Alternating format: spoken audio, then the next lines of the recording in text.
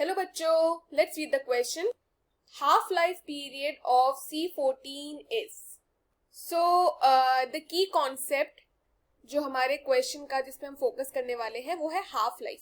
अब half life क्या होती है? देखिए, हाफ लाइफ ना एक कैरेक्टरिस्टिक प्रॉपर्टी होती है जो कि आपको रेडियो एक्टिव आइसोटोप्स में देखने को मिलती है.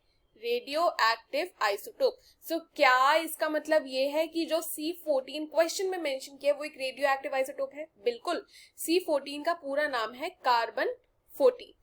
Carbon 14 radio active isotope. अब हाफ लाइफ का सिंपल मीनिंग होता है कि उतना टाइम जितने में एक सैंपल के हाफ अमाउंट ऑफ एटम्स जो है वो हो जाएगी डीके. ओके, उसको हम लोग कहते हैं हाफ लाइफ. ठीक है.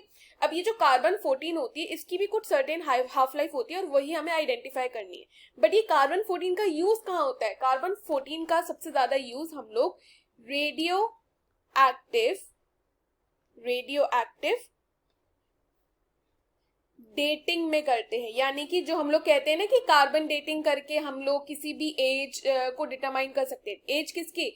बेसिकली जो फॉसिल्स होते हैं, जो एंशियंट फॉसिल्स होते हैं, उनकी जो एज होती है उसको डिटरमाइन करने के लिए हम लोग कार्बन डेटिंग करते हैं. तो उसके लिए ये एलिमेंट यूज किया जाता है, दैट इज कार्बन 14. फाइन. सो अब हम बात करते हैं कि कार्बन 14 की हाफ लाइफ क्या है. सो अगर हम बात करें हाफ लाइफ की, वो भी कार्बन एटम की, so it is around 5730 years. Okay, 5730. सो इसका मतलब है कि 5730 साल में half of the original carbon 14 के जो एटम्स है वो डिके हो जाएंगे. ओके, तो ये जो चीज है ये हमें याद रखनी है. अब अगर हम ऑप्शन देखें तो सबसे पहला है 500 ईयर. तो 500 ईयर तो बहुत कम हो गया, राइट?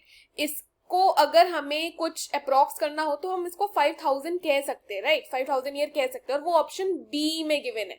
अगेन 50 ईयर्स अगर आप देखोगे तो 50 ईयर्स बहुत छोटा ड्यूरेशन है, right? 5 into 10 to the power 4.